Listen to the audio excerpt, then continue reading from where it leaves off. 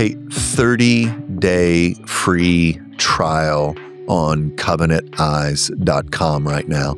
All their tools, all the accountability. If you're tired of feeling stuck in an addiction or compulsion towards pornography, it's 30 days, man. Give it a shot for 30 days and see if with this technology you can't walk in some victory. Go to covenanteyes.com. The promo code is OVERCOMERS.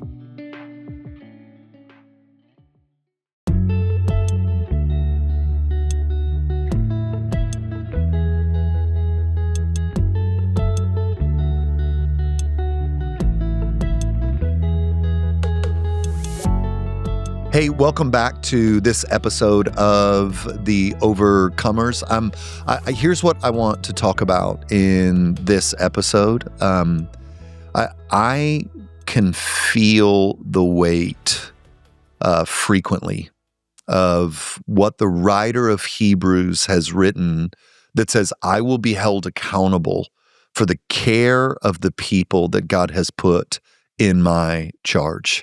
I don't necessarily feel the weight towards evangelicalism, but at the Village Church, in my local community, those men and women who have come into membership at the Village Church, I feel the weight of that passage.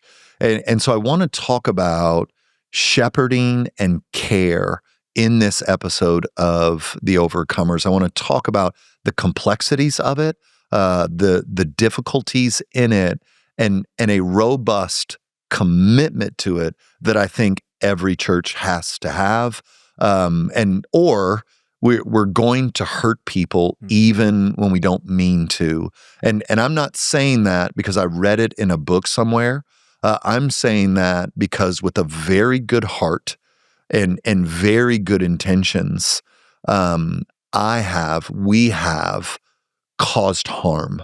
The first time that ever happened was 2015. Well, the first time we became aware that was happening was 2015, where we had really significantly botched what we would call a care case, a relationship that was on fire. We worked our processes and lost sight of the person. We were not trained well. There were categories that we didn't understand. There were things at play that they certainly don't teach you in seminary, or they certainly, I don't know where they teach it, but we were ignorant to it. And behind that single case was about 50 other cases where we had sinned against people and we had not cared well and we had not shepherded well. And so in 2015, after we met face to face with almost all of those 50, just with a posture of forgive us, we want to own this, we're not going to defend ourselves, we're not going to, it became clear that we needed to rethink how we shepherd and how we care at the Village Church. What kind of training will we give to both our people and our staff in relation to shepherding and care in the church? And so I'm joined today by Summer Vinson Berger and Adam Paw. Summer, tell us your title at the Village Church. I'm the Executive Director of Care. Okay. And Adam? I'm the Director of Redemptive Care. There we go. So they have, Summer in particular, has helped mastermind an almost complete overhaul of the care and shepherding ministries at the Village Church. That hasn't been without pain.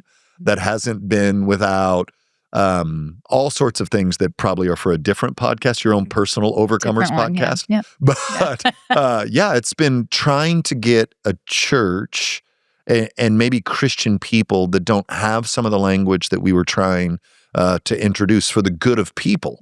What was a challenging season for sure. But I would love to just go high level, what we've built out. How are we trying to care for people at the Village Church? Well, when I came on staff, we have made mistakes. I also inherited a recovery ministry and a lot of fantastic leaders, and Mari Hundley, who has been faithful. And so it wasn't from nothing. But so when I came on staff, we had a recovery ministry. And since then, what we currently have is, so if you kind of have the care as a ministry or department, we have 4 ministries or 4 departments underneath that, some that are in process, new that we're building out. So we have redemptive care, we have disability care, we have congregational care, and we have marriage care. And those last 3 are things in the last year that we're like, we need to have a comprehensive plan in these areas. We have some things present and they're going well, but we need to do that better, and we want it to be formalized. So redemptive care is what Adam oversees, and that is our recovery ministry, our care groups, our care advocates, and where a lot of the heavy lifting outside of just the not just but only the one another's Adam oversees and builds that out. Yeah, so maybe it'd be important for people who are watching, like, we believe care happens every day, Christian to Christian. Yeah. Mm-hmm. Like, we think there's a care aspect that's part of the 54 one another's of the New Testament that is perpetually ongoing care.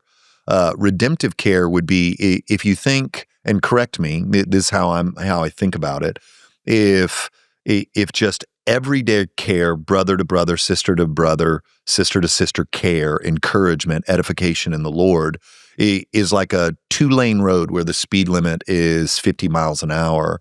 Redemptive care is, there's something wrong in the car. Right.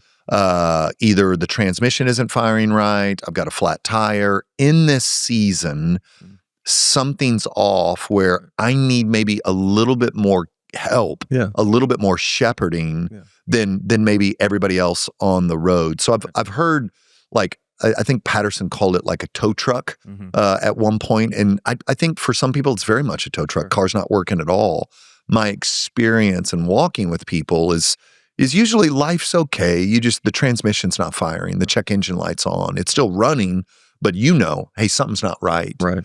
And so talk to me about redemptive care at the Village Church. Sure. Well, first of all, let me just say I am grateful to God to be here on the podcast. Huge fan of the podcast in general. Matt, your ministry has meant so much to me over 25 years, all the way span back to Abilene and Grace Bible study, bro. And so it is like truly an honor to be here and to be a minister at the Village Church, and specifically in care. And we say this every night in recovery. We'll say it again tonight.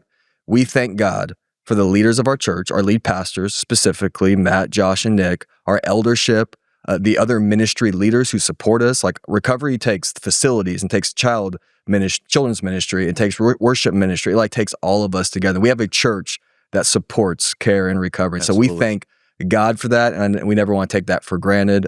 And so the Redemptive Care Department, recovery specifically, we are just grateful to God for your leadership and for our church's leadership that allows us the space, because that's unique. Like, let's not try to front and pretend like this is something that a lot of churches offer. This is a grace that God's given us. Thank you. I wish, if you're a pastor and you're watching this, I just can't. It doesn't necessarily have to be Celebrate Recovery, but that was just how we started, because it was in the box in my office week 1. And then I had a counselor who's like, I'm thinking about this. I was like, oh my gosh, I have this box. Yeah. Why don't we, look, there's a training in California, fly out there. And then over time, we've kind of made it our own. So it's not Celebrate Recovery per se, but I, for whatever reason, how I'm wired, I need it to be a little bit grimy, man. I will get super angsty if we're too pretty, too clean. That's why the adage, year 1 was, it's okay to not be okay. That's right. But God's not going to leave you there. That's right. So don't stay there. But it's okay to not be okay in this given season. So talk a little bit about what that looks like. Yeah. Your heart in it. Yeah. So the way that I view redemptive care is we are all in recovery from something. Mm-hmm. So if you come to recovery, there are kind of 3 buckets you might fall in. You are experiencing the impacts of your own personal sin. There is a personal sin in your life that you've become aware of, that's causing wreckage for other people, and you're like, okay, I'm ready to deal with this. I'm ready to receive care for this, put this thing to death, be discipled in this, be cared for this. So that's one bucket. The other bucket is you are receiving and you're being impacted by somebody else's personal sin. So you've been betrayed, you've been abandoned, you're a victim of abuse. There's someone else's sin who's impacting you, and so you need a place to grieve and to heal, whatever that might be. And then the other bucket is just the realities that we all live in a broken, sinful world. Yeah. So we all feel that angst, whether it be the impact of disease or just whatever it might be. We live in the world that God did not originally design. It's been impacted by sin. So we are all in recovery from something. Yeah. And that's just true. So the way we view redemptive care is, yeah, you might be in a season where you need that tow truck, but at the end of the day, what I've experienced is people who come into recovery realize this was helpful for me, regardless of what bucket it might fall in. So in Redemptive Care, we have recovery ministry that meets every Wednesday night. It's open. I think it's real important that it stays open and flexible. So any Wednesday night of the year, I mean, we meet 95% of Wednesday nights. Our church knows there's a place that they can receive care and the comfort of the Lord on Wednesday nights. We also, in the Redemptive Care, have care groups. Those are curriculum-based. You have to register for these care groups, and those are specifics like grief groups, divorce groups, men's sexual integrity groups, LGBTQ plus parent groups, prodigal groups. So I could go on and on and on. And so that's like a specific place where you register, you have a group that you walk through a curriculum with trained, really great leaders that will walk you through a process. And then we also have care advocates in Redemptive Care. What care advocates do is like one-on-one discipleship care where you meet with someone on your own, just one-on-one, and it's not a counselor, it's just a lay member who's been trained through the Art of Care class that Summer teaches, and they know our philosophy of care. We trust them in those care spaces, and they're just there to walk alongside, listen, pray with, process with. Sometimes we'll give them books that they'll walk through their person with, but just providing people that space to be able to share one-on-one individually. That's what they do. And so that's kind of what's under Redemptive Care. And at the end of the day, I do think, regardless of what season you're in, their recovery and care is a place for all people. Yeah. You know what's interesting? There was probably a 7 or 8 year run in my tenure as pastor of the village where I bet 90% of our baptisms were coming out of recovery, out of steps, out of it was like the community knew that there was help there. Yes. So the marriage would get rocky, the addiction would get exposed. Brother who was 4 scotches in and didn't quite consider himself a drunk was pulled over and given a, DUI. And so then I got to get help. Right. And then they would come in, hear the gospel, be cared for, surrender their life to Jesus. And back when we did like Celebration Weekend where everybody shared their, 5-minute testimony, that's fun. It was more rare to hear. I started coming on Sunday morning. My friends started sharing the gospel with me. That was a rarer testimony than I came to recovery.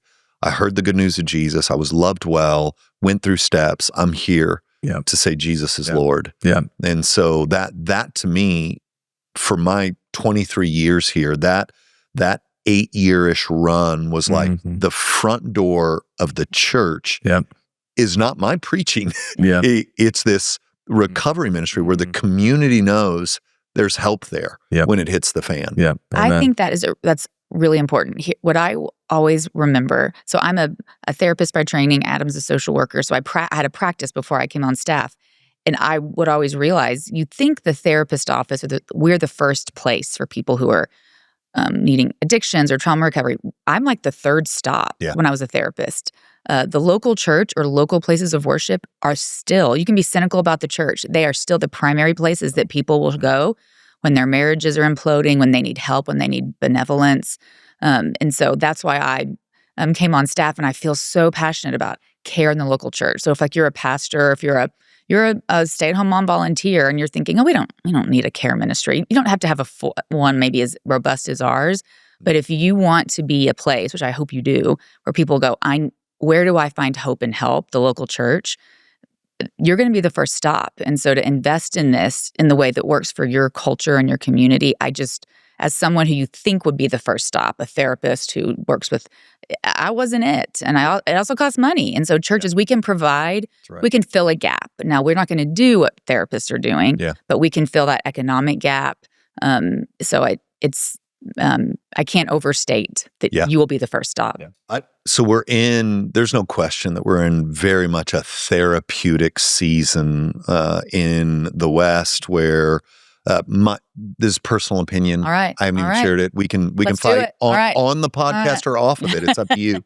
Where I'll take a break. It seemed like for me that we were trying to normalize and take away the stigma of certain traumas, mental illnesses, and then it seemed like once, if you think pendulums, it was like we want to take away the stigma of certain mental illnesses. We want to take away the stigma of some of these realities.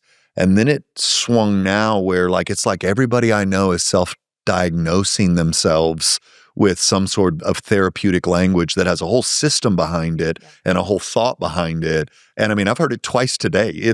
We're filming this at 2:49 in the afternoon. I heard it at lunch, and I heard it in a quick meeting between our stand-up and staff prayer, where they just diagnosed themselves or diagnosed a friend. Yeah. Well, he's really a narcissist. And so then I want to pull. I mean, it's possible. It's possible. Or you might just disagree about this. I don't know that makes him a narcissist. So that swing where everyone is kind of self-diagnosing themselves, or you don't have to scroll Instagram long before you take a little quiz that lets you know where you're neurodivergent or not, and buy some gummies that'll help that. I'm saying all that to back up what you're saying, people have been being made whole and healed through the gospel of Jesus Christ. I just hate that we're in a day that people think wholeness, integration requires a therapist. Now, maybe you've endured something that's going to very much require significant and serious work, but you've already, it ain't cheap. And especially if you start looking into intensives more than a 1 hour a week kind of show up, let me spill my guts, correct me or agree with me, and then I'll go back and try to get in the fight. But the idea, and this is why I love the local church, that you can heal in community with the gospel has been how God's healed people for thousands of years, long before this kind of therapeutic moment we're in. But I'm a guy, and I'd love to have this conversation. I'm such a believer in common grace that whatever tools on the table that God has given men, if it's true, then it belongs to us. This is Paul's argument. If it's true, it's ours because we belong to Christ, or it belongs to Christ, and Christ is of God. Right. So, if there are things in the therapy world that are true, then those belong to God and therefore belong to us because we are of Christ and Christ is of God. That's Paul's arguing. Yeah. And so I find out there are people that think a Bible verse is going to solve this problem in your life. And then there are other people that think, a Bible verse can't solve almost anything in your life. And I think what makes us unique is we are going, the scriptures are the inerrant word of God, everything we need for life and practice. And there are situations and seasons that require this common grace category that God's given us of therapy, cognition, behavioral therapy. Yeah. And so talk a little bit about how we're trying to thread the needle on that, where we're very much gospel-based, but you might hear some psychological terms. Not you might, you will. You will. You will hear that. It's because I don't, and we don't think these things are at odds, right? It's kind of like God doesn't need anything to do anything. So he doesn't need a doctor to heal someone. He doesn't need a therapist to heal. He can do what he wants to do when he wants to do it just by doing it. But there are common graces. And so, I want to pray to be healed, and I want to go to the ER. Yeah. And depending on what the situation is. And I want to go to the church, and I want to be seen. I want to be known. I want to confess my sins.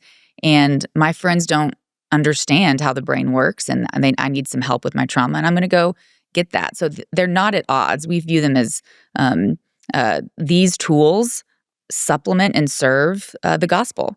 And so they're not equal by any means, but all truth is ours. And so if you come to TVC, if you do our trainings, you will hear those terms and those ideas as a way of providing maybe some clarity, some categories. I don't think I'm probably tuned in on if it's a overswing or a therapeutic moment. I do know that information can be helpful and powerful in a good way. Yeah. And we can overdo that. But people going, oh, this helps me make sense of my world, that can be such a gift. But when that then is what you're putting your hope in, that's when we have to kind of draw the line. If you get stuck in the diagnosis. Yeah. That's not your identity. It's just the way I am. Yeah. I'm this. No, we can't roll with that. No. I mean, that'd be something you live with. That's something the Lord uses. That's not our identity. And so what's really important when you're building out a care ministry or counseling or whatever is you want to be able to name things, make sense of it. That is not someone's identity. Yeah. So that is a part of their story. It's what God is going to use to shape them. It can be part of their testimony. But if you just center on the thing that happened to them or the thing they did, you're doing the healing process a disservice because now that is how they see. I don't want them to see the world through their trauma. I want them to see it through the gospel. Yeah. So yeah, these things, they serve one another. And we'll pull, studies from psychology that I'm like, this is really what the Bible said. Yeah. Just confirming an ancient truth. And it just says in a way maybe you can hear it and let's roll with it. Yeah. That's good.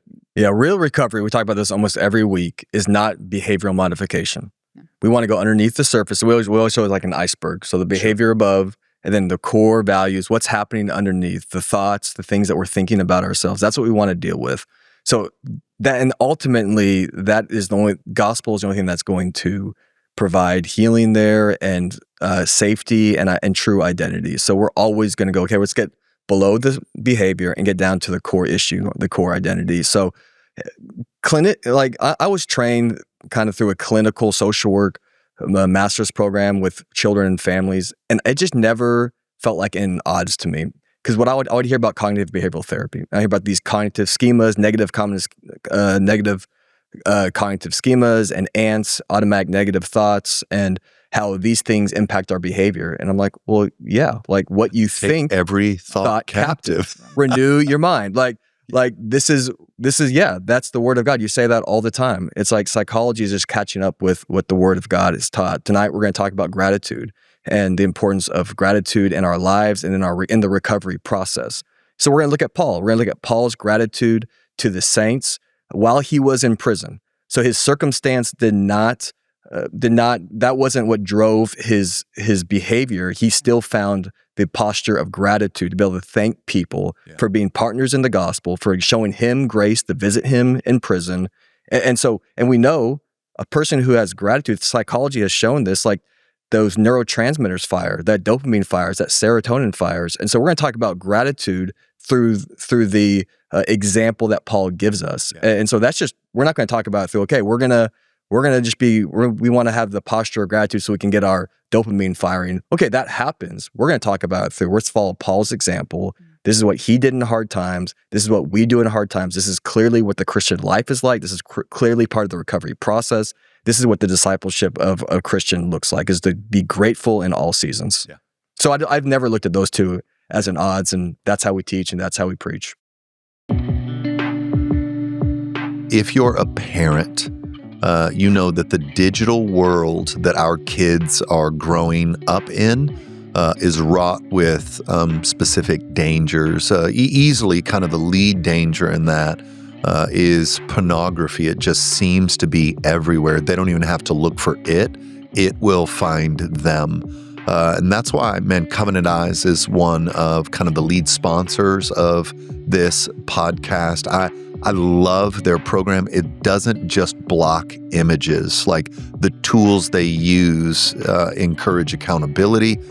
They encourage honest conversation. It works with the parent, resources the parent to be able to not only have conversations with kids before anything happens, but after a stumble, fall, or time online that a kid might regret or feel shame over. I would encourage you to get Covenant Eyes on their device. CovenantEyes.com, promo code Overcomers. Give it a 30-day trial, and you'll see what I mean by being a helpful resource as we help our kids navigate this digital landscape.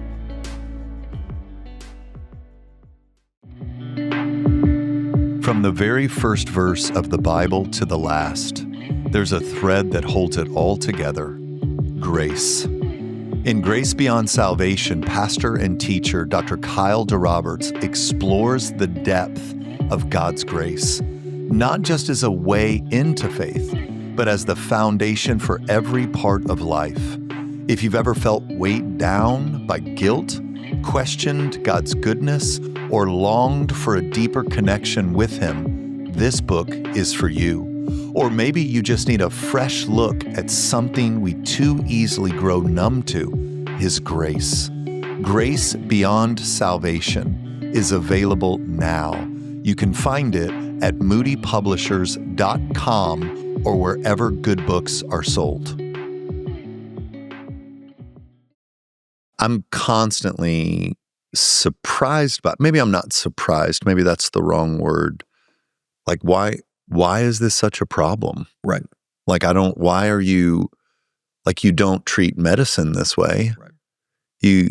You pray for healing, but like I said, I had brain cancer. Right. We prayed like crazy. I was anointed with oil. I was prayed over by elders. I followed James. Yep. And I also and you got that thing cut out. I got that good doctor. oncologist. Yeah, I got a great oncologist and a great neurosurgeon and a great and by the grace of God, those folk loved the Lord too. And but had they not loved the Lord and had that skill, I didn't pick them because they loved the Lord. I picked them because they had that skill. Yeah. Right. I didn't want the guy that, done this 3 or 4 times. I wanted the guy that has 1,000 reps and this is just Tuesday to him. Not, oh my gosh, I hope I don't jack this guy up. I don't want that guy. I want the guy that knows. Do you know what I think it is? Well, this is my opinion. I'm going to get my hot sports opinion. When it's like, why does it feel so, why do people have such a problem with the collaboration of those two? I think sometimes it's well-meaning. We kind of talked about this. I think it can feel territorial sometimes. If you have, if there's I'm trying to think of soft words to use. If there's an insecure minister or pastor or volunteer, and it feels like if I can't do all of this, if I have to outsource to a therapist, if I have to pull in supporting material to go, oh, this isn't just morality, there's a brain thing going on. It can feel territorial. It can feel like you're missing something. When I would talk with pastors a lot about this, when I was counseling, I would hear this a lot. Well-meaning, but when we were talking about even abuse and divorce and remarriage and ideas about domestic violence, it would be, we don't want that. We're not going to separate. People can't divorce. Not on my watch. It's not going to happen on my watch. And I would be like, whose watch? Whose watch are we on? I'm with the guy outside of time. Like help me out here. Yeah. And what I understand is they do feel the weight of shepherding in their flock. So but I think sometimes it does feel, you have to really check. I have to check my own territory. Like, this is not mine and any insecurity. So I think when that cycle happens, possibly that could be underneath it. I want to pay more attention to it when I get kind of the skeptical questions from other pastors. I'm curious. Yeah. I know enough to know I could be wrong about things. And so we'll see. Let's have this conversation because it's kind of fun. All right, let's do it. Not fun, but anyone who tries to do this will appreciate this aspect. Okay. Why is this so messy and so complex? Right? Let me take this off the table. Yeah. Because sin is messy. Sin is messy. So I'm not going to let us. I don't want to stay at the high level theology answer. I want to let's have a real conversation about how hard this is to care for people and shepherd people. Yeah. Maybe especially people who have been through really painful or difficult things, or are currently in really painful or difficult things. Their sin, someone else's sin. Yeah. The first thing I think about is one of the reasons it's difficult in general is many of us haven't done our own work yet. We haven't done our own story work. We are bringing things to the table that we're unaware of. And so when we are hit with differences, things that surprise us, that shock us, we respond in a place of polarization. We don't recognize how to build a bridge there between this difference. We don't know what triggers us. And so that's one of the reasons why it can get so complex, is because many of us trying to do the work haven't actually done our own work ourselves. And so that's why that's one of our values, is for all of our leaders to do their own work, to have worked through their own process. It doesn't have to be they've gone through the steps process, but they've had to do work. Yeah. There had to have been fruit in their lives from the work that they've done. So I think that's one reason why it gets messy. Yeah.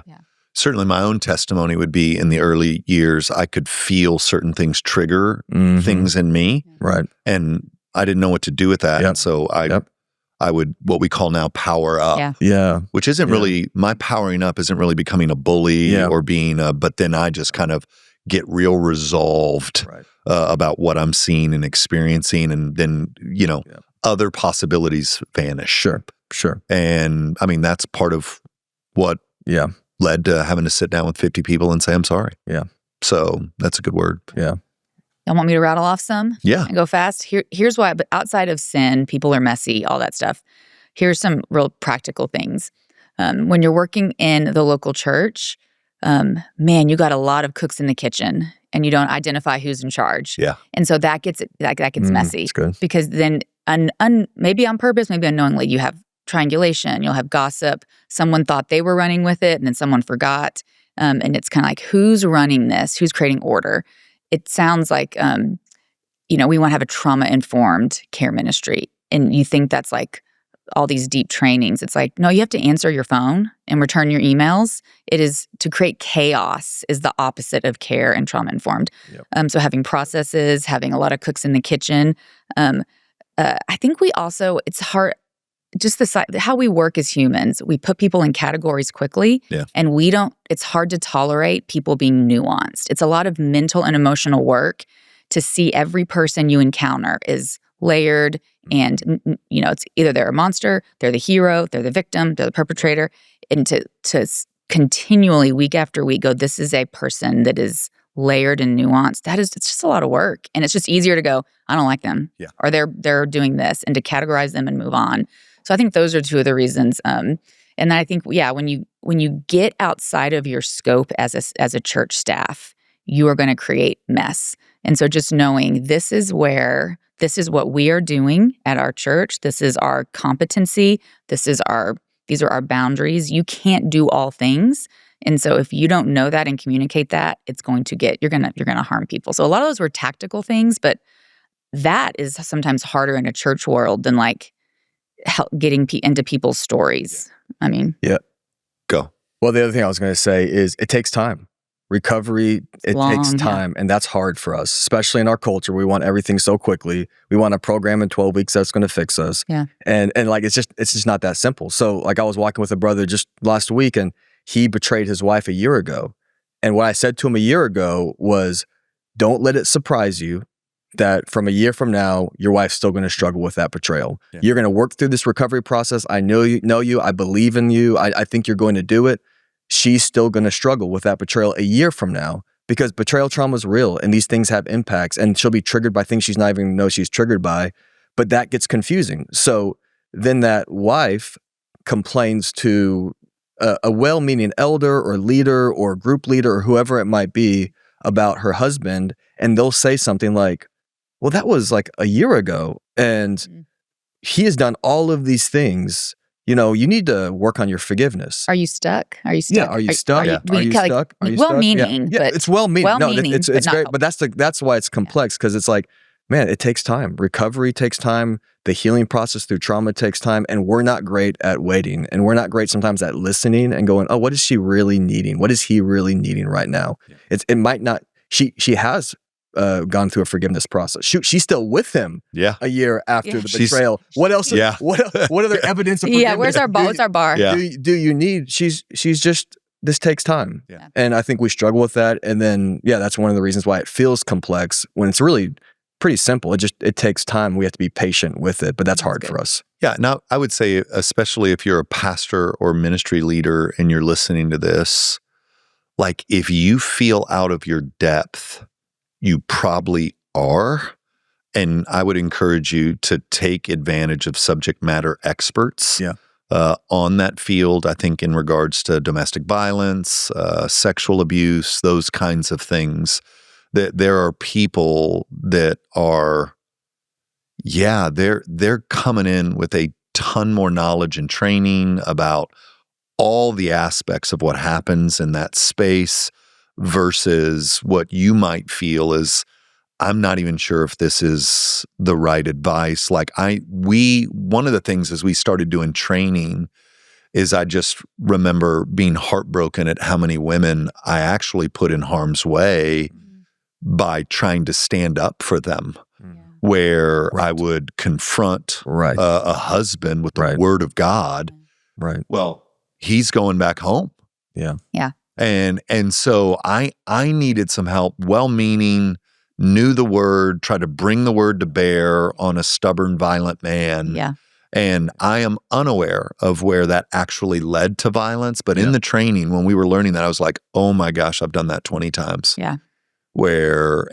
So if you feel out of your depth, it's okay. That's right. We're not meant to be the answer for everyone and everything. By the grace of God, there are people around us, gifted to us. That's right. That can help serve these spaces in ways that are probably going to yield better fruitfulness than me stumbling through it and causing a lot more harm than help, which is, I hadn't met a pastor that's like, I'm looking to harm more than help. That's right. Yeah, never. Motivation is pure. Yeah. I always tell churches, like, think of it through the strength perspective. You have therapists in your congregation. You have social workers in your congregation. You have people who have worked the recovery process in your congregation. You have people who are sponsoring people in AA groups in your congregation. You have people already present that can help you. So think about through the strength. You don't have to have all the answers. So like one thing that we ran into, at least I've bumped into a few times, that Summer's been really helpful with when she started, was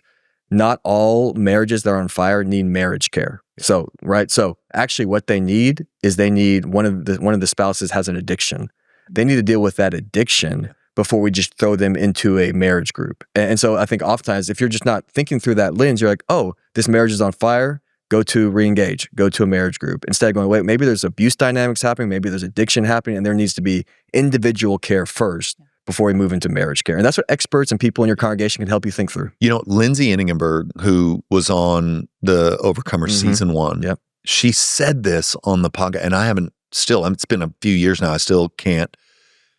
When her and Ben were in a really low, dark place, because Ben was an alcoholic, she kept talking to people about the trouble they were having in their marriage. Right. And she wasn't outing him. She didn't want to dishonor him. But her testimony was she just kept being put in the wrong room because the issue was Ben's alcoholism, not their marriage. Yep, there you go. And it was like it was actually one of our elders that finally said to her, this isn't a marriage problem. This is an alcohol problem. Yeah. So now that we know that, let's approach it this way. It was like that was the grace for an elder, it was Sten, to say, hey, this is not a marriage issue. Yeah. This is alcoholism. That we'll be pilling around in your marriage forever if that doesn't get handled. Yeah. So that's a good word. That actually happens a lot. For sure. Where you're feeling the fruit of the addiction in the marriage, but it's not the root. The root is something else. Yeah. And so that's a good word. Yeah. I love that. Can we talk a bit about church hurt? Yeah, let's do it. When I have listened to the stories, I have read them, I have watched the videos, I've tried to get into kind of the deconstruction church hurt thing because I know that unwittingly I have hurt people. But the stories that I have read, heard, come across will oftentimes, the origin of the deconstruction will oftentimes be a botched attempt at caring for, or I think if I'm putting on my, what do I know about church folk, really well-meaning attempts that probably oversimplify, that are probably a little bit naive, that are probably, just slap Romans 8:28 on it and quit crying. Let me ask two questions. What are some of the more common mistakes that are made as we're trying to care for really hurting people? So I'm not talking general care. Okay. I'm talking capital T trauma. I'm talking 2 decades of emotional abuse at the hands of a husband, manipulation, gaslighting, all the terms that I don't like to hear the terms either. I just know what they are. Yeah. What are some of the most common mistakes in the church world in particular for how you're approaching people or trying to, well-meaningly, trying to love people who are in a tough spot? Yeah. Okay, I'm just going to kind of go random, not in particular order. I think a common one that I will see is, and again, these are all under the category of well-meaning, the defense mechanism of minimizing. And so minimization is kind of the light form of denial. And so when you have a pastor, a minister, a lead team who is uncomfortable, they haven't done their work, they're uncomfortable with emotions, they're uncomfortable with brokenness and long-term recovery, and they hear a story that is intense or traumatic, or they don't have a category for it, there can be a desire to minimize and kind of go, well, he or she didn't mean, and to start to interpret what happened through the lens of minimization, whatever that motivation is. And that is crushing, because then the kind of the dot from that is, I'm not believed. Or the person who's sharing then moves into a hypervigilance of, I need to prove that this happened to me.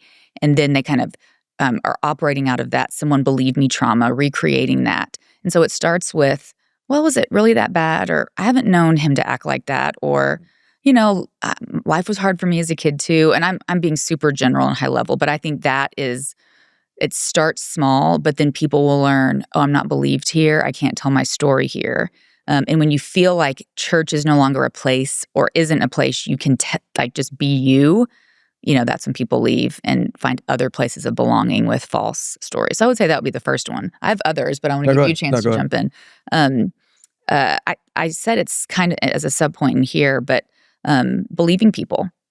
And that is when you say that, I'm always like, everyone, deep breath. It doesn't mean we believe everything everyone says at all times, but when victims or when people who have been through something awful come forward and they have to justify, they have to tell their story in front of a few different people because we moved them through a system and they're just not believed. We don't trust that is when someone's like, oh, that really undercuts their identity almost. I was like, I'm a member here of this family of God and I'm saying I was injured and people don't believe me. That is disorienting. And so those are usually the two big ones that I see when you're talking about big T trauma. I would say the third not meaning low impact, but a more tactical one is just lack of follow through. Mm-hmm. Listening to someone's story and asking them questions and having them be really vulnerable, and then maybe meeting with them once more and then that's it. And so it's kind of like you're on an operating table. You can't go deeper than you're willing to go in longevity and width. And so people are like, well, I told my pastor, and they just kind of just fizzled out. And that is the start of the deterioration. Hey guys, thank you for tuning in to this episode of The Overcomers. I wanted to invite you here. I wanted to extend an invitation for you to join me and several others at the Acts 29 conference this coming October in Dallas. So Acts 29 is a church planting organization. We plant churches all over the world, and we've got our conference coming in this October in Dallas. I'll be speaking alongside a great lineup of preachers that you don't want to miss. J.D. Greer will be there, Joby Martin, Steve Bang Lee, and more. The Acts 29 conference, really what our heart is we want to equip and encourage church planners, pastors, and leaders to be faithful leaders in today's rapidly changing culture. We'll be talking about how the gospel provides better answers than the culture to some of the hot topics of our day, including gender, sexuality, power, and more. I would love to see you there. If you want to register, you can go to acts29.com/conference. If you're an Overcomers listener, you're going to receive $20 off registration. You just have to use the code Overcomers in all caps anytime before October 1st. That's acts29.com/conference. Join us there. Eager to see you. When life hits hard, grief, disappointment, anxiety, joy can feel like a distant memory. But what if joy isn't just a feeling? What if it's a choice rooted in something deeper? In his new book, I Choose Joy, Chip Ingram walks through Philippians with both honesty and hope. It's not a self-help pep talk. It's a scripture-rich, example-filled guide to help you choose joy, real joy, even when life hurts. So if you're in a hard season or walking with someone who is, grab I Choose Joy. It will help you live out Paul's words in Philippians, rejoice in the Lord always, not because life is easy, but because Christ is near. You can order at moodypublishers.com or wherever you get good books. How do you, I think this is a hard question. Let's do it. But you're brilliant. Yeah. On the believing point, in like real life ministry, I have learned that there are always three stories to any given. Like if I'm taking a husband and wife, I've got his, hers, and then God's. Like three different stories of what's going on. How do you navigate a situation where his story and her story seem like these are two wildly different perspectives like, this is crazy. Of this thing, and without really having like a full body of knowledge of maybe even history of how we got to this point other than what we talk about as we're together. How do you, is it just a gift of discernment? Are there practical things? Yes, I want to believe, but then in the moment, believe who? You believe the person who's saying they're hurt. Okay. And that's just the bottom line. And so I think it's like less than 2% of allegations are false. And so again, when we say believe them, it's not like this is being written in stone. What we're saying is someone in our care is raising their hand and saying, I am not safe at home and this person is harming me. Now, the truth is that's not going to happen. Rarely does someone walk in my office and go, hey, I'm being harmed by my spouse. It's usually a really long, winding road of someone deteriorating. And then finally they're like, guess what? And the amount of shame that happens when you say, this is what's happening in my home. So for those small minority of people who might be falsifying that, that's not what I'm really interested in. But if a member says, I'm being hurt, and this is the person that's doing it, the person who's supposed to be the most, like, cherish me at the highest level, it's, okay, what do we need to do next? Yeah. And so I personally don't, and I'm curious your answer, I don't start with what story's right, what's happening. And I'm not making choices for her. Yeah. I'm just like, you said you're scared, you're upset. What do you want to do next? And I just support her agency along the way. That takes me out of being the judge, jury, and decision maker. And through that, I'm empowering her to decipher her reality. And I have had some women who have said, this is happening at home, I don't like this. And then they've made sense of it. Yeah. And I'm like, that's great. That's a big generalization. Yeah. But typically, you believe her. Yeah. You believe her. There's no hurt like church hurt, right? Nope. Yeah, you do. You believe those who are hurting. What I've historically tried to do in ministry is let both people know that I'm for them. Yeah. Because I am.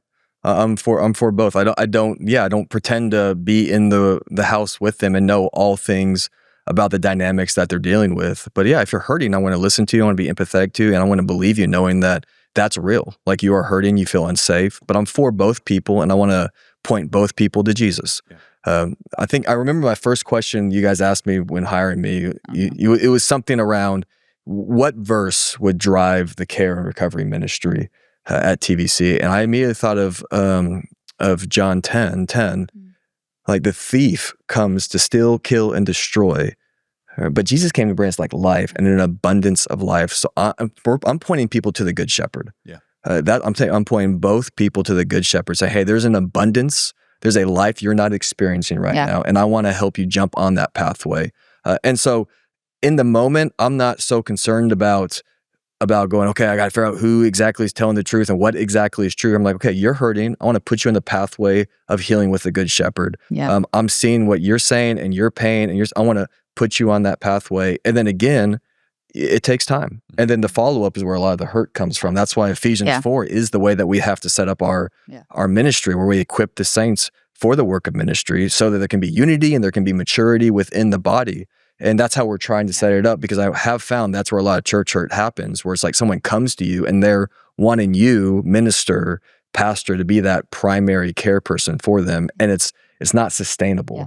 Like it's just not sustainable for any of us. Like I have my few. Yeah. I have my guys, and I'm like, okay, like you're mine. Yeah. Like you're mine, but like I want to do that for all people. I just can't. So then you have to have a good process in place where it's like, this is where we have great leaders and great coaches and great deacons that we can not pass them like we're passing them to them, but we're going, hey, there is someone, care advocates, there is someone who can shepherd you and continue to point you to that good shepherd. And then we're going to be there alongside of you. And a lot of times, Matt, like the truth is like time kind of shows it. Time shows. Yeah, you know. Time shows for as sure. you know. Yeah. So it's like in that moment, I'm like, all right, well, okay, let's go. And truth's always, it's an onion, man. It's just like the first thing that gets brought up in the thing.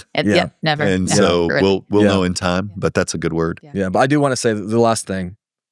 That's why I think in 2015, when you guys apologized and you stood up and you gave their sermon, you apologized, so many people have said something to me about that specific date and the posture of the elders and the lead pastors. I would say since then, but probably even before then, but willing to go own when they make mistakes. And I think like for churches, if you're not willing to do that, like if you're not willing to say, hey, we're sorry that we hurt you in these ways, that like there's no way forward without that. So within church hurt, we have to have an eldership and a leadership who's willing to own, like, and not just confess it, but repent and turn and make changes. And that my experience is that's who you guys are. Well, and that helps within people who have been hurt. Yeah. Well, praise God. Yeah. I kind of always end these episodes the same way, where like I know like where I listen to podcasts. And so I know like right now somebody's on a run or someone's on, the treadmill walking, or they're in the car by themselves, or it's a tough season and they couldn't sleep and they woke up and they saw this off to the side on YouTube and clicked it, or all sorts of providential ways the Lord kind of gets ears and eyes, which I always kind of giggle about a little bit.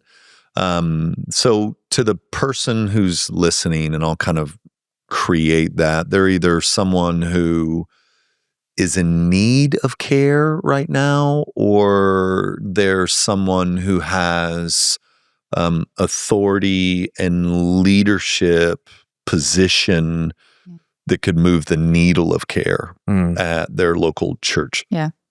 Why don't you both say just a little bit to both of those people? So to pastors and elders and leaders, the first thing I would say is you need to have some kind of care, some kind of recovery program. It's also going to change the DNA of your church, which will be a good thing. Any church that has a thriving recovery or care program talks about how it's impacted the church. Sure. And so it comes with a cost. You have to count the cost because it impacts every part of your ministry. Like there's been church splits that have happened where it's like a recovery ministry has come in and they hadn't counted the cost. They weren't all really on board with it. And the way it impacted the children's ministry caused problems because now they're having different issues in the children's ministry than they're used to. And half the congregation now leaves. Like these things are real. They happen. But I would just say it's worth it. It's worth it. So to the pastors, to the elders and the leaders, I would say like it's worth it. There's help out there. There's places out there. Start somewhere. Yeah. You don't even have there's a pastor in Amarillo who he started by just doing his own group of men. Yeah. And his theme was take off the mask. So, and that's how it started. Yeah. That's how this ministry started, where it's this group of men going, hey, we're just going to get used to taking off the mask and being vulnerable with each other. And it started from there. So start somewhere. Yeah. That's what I would say to elders and leaders and pastors, to people out there. There's hope. Yeah. Like we deal hope. That's what we do. That's one of our sayings. Like we hope dealers. Like there is hope. You say it in Art of Care. Like the way that you heal is through relationships, therapeutic, safe relationships, and hope. Right? That's how. And so like the opposite, we always say is the opposite of addiction is connection. But really the truth is the opposite of anything, addiction or any other kind of sin, is relationships. Relationship with our God and relationship with others. And in those relationships within Christ, there is hope. And so if whatever you might be going through, that thief has come to try to steal, kill, and destroy, but there is an abundance of life for you. And so, go check out a local church. Like, get on the Celebrate Recovery website. Just search recovery churches in the area. Find a place. Ask a local therapist of a churches that have recovery ministries. Like, find a church that can offer you that hope. That's good. Okay, so if I'm thinking to the people, you're like, I have a heart for this. I want this in my church, or my church is currently doing this. How do I grow it? You can listen to something like this, you start to feel overwhelmed, and you can go, we have a trauma therapist, and we don't have these kind of resources. Your care ministry will be successful and will win. Not if you have the best trauma informed. Can you hold space and bear witness to someone's story well? So you should be talking the least. You should be asking appropriate, safe questions and just bearing witness to someone's story. And so that would be, if you're like, I don't know where to start there. It's not, counseling and care is not giving advice. It is, I see you, I can hold space for your story and not project onto it. So don't be overwhelmed. Start there. To the person who's listening going, I am drowning and I don't know where to go. I'm praying for you. And I would say start praying for a safe local church, to just raise your hand and go, I need some support. And I'm going to say, trust your gut on finding a healthy, safe church. If you go somewhere and it feels weird, leave. Yeah. Leave. You can trust some of your intuitions as you're trying to receive care. Adam stole what I was going to say. The hope. No, he didn't, but I wanted to. I knew you were going to say that, though. I know. I'm not going to lie. Yeah, I it's knew you were my gonna say favorite that. thing. Like, How many answers will there be? Listen, I usually, if you give me a mic, I'm going. I know. I'm going. There's one person who sees me and likes me and is for me. And that's how you can have a good starting point for a care ministry. Yeah. Let me say this as we end this episode. Like, all the data says it is a spiritually and at a soul level, throw the mental aspect in there, a difficult time to be alive. The comfort that we thought would solve it has not solved it. Right. It is, and it appears has made it worse. Mm. So there is a hurting that's predominant in the culture. It's masked over really well with trinkets and toys and opportunity and information. And what an opportunity for the church to be that place for the banged up, busted, can't do it anymore men and women of our communities. But there has to be, one, a willingness to be that and not be a country club. Yeah.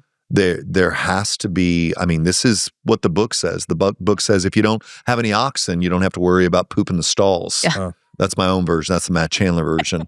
Gotta preach. But if you have oxen, the stall's going to be dirty. Yep. That's why I said I need it. Gotta be lived in. If I'm looking up and everybody's okay and everybody's, then I will, man, if something happens. Throw a grenade just to get some. I will throw a grenade. I can't, because I know it's not true. It's not true. That's right. And I got It's not saved true. in some spaces Right. like that. Yeah. That's right. And that probably did more harm to me than anything else. The Like, veneer. so I'm the only one struggling with this? Yeah. I'm the only one that doesn't Right. get this? I'm the only one, which was isolating, which is how you get yourself killed. Yep. And so what an opportunity we have in this moment where all the data says people are lonely, people are bent inward, they're depressed, they're anxious, they contemplate self-harm, they are self-harming, what an opportunity for us to say, like Jesus, come here, Yes. all who are weary and heavy Right. laden. You'll find rest for your Yeah. soul. That's right. here. That's it. We're going to point you to the one that can give rest to your soul.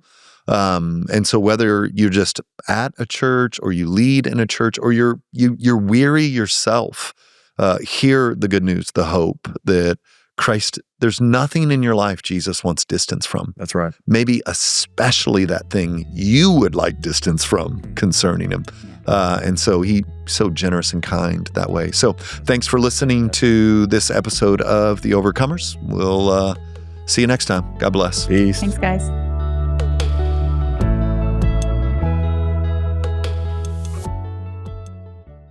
Hey guys, thank you so much for tuning in to The Overcomers. I just pray your heart is always encouraged in the Lord. Really, the ministry I feel God's called me to in this season is to be one that's encouraging you, telling you the Lord sees you, reminding you of the opportunities that we have as the people of God in this day. And so the Overcomers podcast is one of the ways I do that. Another way is that I'm sending out a monthly newsletter. And in that, I've got a little audio link for kind of things I'm thinking about and wrestling through that I'm not necessarily preaching on. And so in the show notes is a link where you can go and sign up for that monthly email. And so, man, if the Overcomers is encouraging you, I would encourage you then to click on that link, sign up for the newsletter. And it's a way for me to further encourage you as you seek to live as overcomers in this current moment.